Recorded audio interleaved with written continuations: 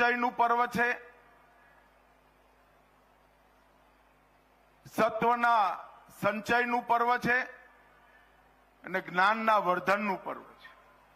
નવરાત્રિના પર્વમાં પૂરા દેશની અંદર શક્તિના આરાધનના 9 દિવસ આપણા શાસ્ત્રોક્ત રીતે સૌ લોકો મનાવી પોતપોતાની રીતે સાત્વિક સમાજની રચનામાં આગળ વધતા હોય છે. પરંતુ આજે હું ગુજરાતમાં છું અને ગુજરાતની અંદર નવરાત્રી ખાલી શક્તિનું પર્વ નથી રહ્યું. દુનિયાભરના લોકો ગુજરાત આવીને અચંબિત થાય એવા ભવ્ય રાસ ગરબા જે આપણી પરંપરા છે, આપણી સંસ્કૃતિનું આ સુંદર સંદેશ લઈ નવરાત્રીમાં પાછા જાય છે. હું આજે નવરાત્રી પર્વની સૌ ગુજરાતના ભાઈ બહેનોને, અમદાવાદના ભાઈ બહેનોને હૃદયપૂર્વક શુભેચ્છાઓ આપું છું.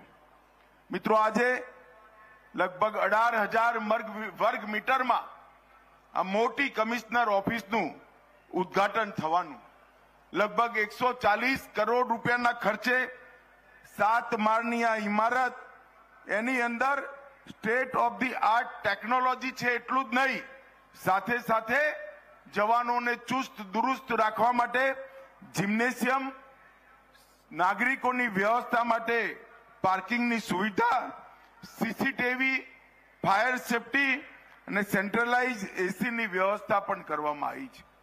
આધુનિક ભવન ન કેવળ સુરક્ષાને સુનિશ્ચિત કરશે, એની અંદર પોલીસ મ્યુઝિયમ બનાવીને અમદાવાદ શહેરની સુરક્ષા માટે સ્થાપનાથી આઝાદીથી અત્યાર સુધી જે કંઈ સુરક્ષા માટેના પ્રયાસો થયા છે એનું એક યાદગાર નજરાનું પણ આજે અહીંયાથી અપાશે. જે પોલીસ કર્મચારીઓએ નાગરિકોની રક્ષા માટે શહીદગી વહોરી, એમના સ્મારકમાં એક સુંદર શહીદ સ્મારકનું પણ અહીંયા રચના કરવામાં આવી છે.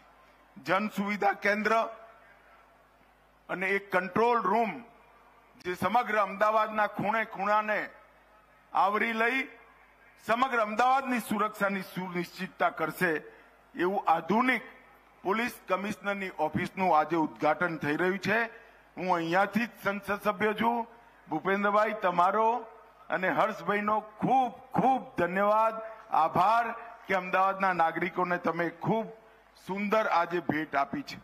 એની સાથે સાથે જોઈન્ટ ઇન્ટ્રોગેશન સેન્ટરની ઉદ્ઘાટન થયું, તેરા તુજકો અર્પણ પોર્ટલનું પણ ઉદ્ઘાટન થયું અને સાયબર સાથી પુસ્તકનું પણ પ્રકાશન થયું. આ ત્રણેય ઇનિશિયેટિવ એક પ્રકારથી 2 ઇનિશિયેટિવ સાયબર ક્રાઇમથી ત્રસ્ત નાગરિકોને જાગૃત કરવા માટે અને કાયદાની પરોજણમાંથી, જંજારમાંથી મુક્ત કરી એમના પોતાના પૈસા વધુને વધુ ઝડપથી એમના બેંક એકાઉન્ટમાં પાછા જાય એ માટે કામ કરવાના છે. અને ત્રીજું, અમદાવાદે બહુ હુલ્લડો જોયા છે, બહુ કોમી તોફાનો જોયા છે, કેટલીય અશાંતિનો ભોગ, કેટલાય આતંકવાદી હુમલાનો ભોગ અમદાવાદ બન્યું છે. અમદાવાદને સુરક્ષિત કરવા માટે જોઈન્ટ ઇન્ટ્રોગેશન સેન્ટર જે કેન્દ્રીય એજન્સીઓ અને ગુજરાત પોલીસ બંને સાથે મળી સરખી રીતે, વૈજ્ઞાનિક રીતે પૂછતાછ કરી શકે એ માટે બનાવ્યું છે. મિત્રો, 10 વર્ષની અંદર ભારતના આંતરિક સુરક્ષાના પરિદૃશ્યની અંદર ખૂબ મોટો ફેરફાર આવ્યો છે. 10 વર્ષ પહેલા આપણા દેશમાં 3 હોટસ્પોટ એવા હતા જ્યાંથી બોમ્બ ધમાકા થતા હતા તો પણ ન્યૂઝ નહોતા, બધાને કોઠે પડી ગયું હતું. કાશ્મીર, નોર્થ ઇસ્ટ અને વામપંથી ઉગ્રવાદ, નક્સલવાદી ક્ષેત્ર. આ ત્રણેય ક્ષેત્રોમાં વિગત 10 વર્ષમાં સ્થાયી અને સુચારુ ઉપાયોના કારણે દ્રઢતા સાથે અને વિકાસના દ્રષ્ટિકોણ સાથે કામ કરવાના કારણે નરેન્દ્રભાઈના નેતૃત્વમાં ત્રણેય હોટસ્પોટમાં 70% હિંસામાં કમી લાવવાનું કામ આપણા પોલીસ દળો કરી શકે.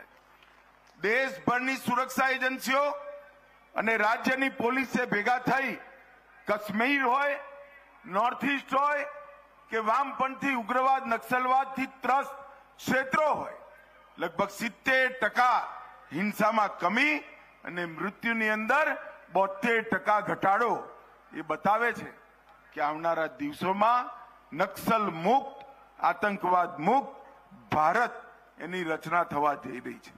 મિત્રો, આજે પોલીસના કલ્ચરની અંદર ઘણો બદલ કરવાનો આગ્રહ આપણા વડાપ્રધાન નરેન્દ્રભાઈએ કર્યો છે.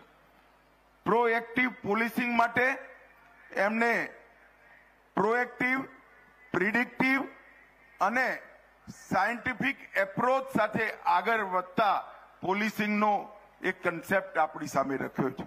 હમણાં ગયા વર્ષમાં જ આપણે 3 ક્રિમિનલ લો જે અંગ્રેજોના જમાનાથી બનાવ્યા હતા એની અંદર આમૂલચૂર પરિવર્તન કર્યું છે અને આ જૂન મહિનાથી આપણે 3 કાયદાઓને આખા દેશની અંદર લાગુ કરવાની શરૂઆત કરી છે. મિત્રો, આ 3 કાયદાઓના પરિવર્તનમાં ખૂબ બારીકીથી ધ્યાન રાખી પરિવર્તન કરવામાં આવ્યું છે. એની અંદર ટેકનોલોજીથી ગુના શોધવા, ટેકનોલોજીથી ગુના રોકવા, ટેકનોલોજીનો ઉપયોગ કરી પ્રોસિક્યુશન જલ્દી સમાપ્ત કરવું અને ટેકનોલોજીનો ઉપયોગ કરી વધુમાં વધુ લોકોને સજા થાય એ દિશામાં અનેકવિધ પ્રોવિઝન કરવામાં આવે છે. કાયદાની વ્યાખ્યાઓ એની અંદર આવનારા 100 વર્ષ સુધી આવનારી ટેકનોલોજીનો કલ્પના કરી એ કાયદાની વ્યાખ્યાઓ એ રીતે બનાવી છે કે આવનારા 100 વર્ષ સુધી આ કાયદાઓની અંદર કોઈ પરિવર્તન કરવું નહીં પડે. અને મિત્રો, ચાહે ઇન્વેસ્ટિગેશન હો,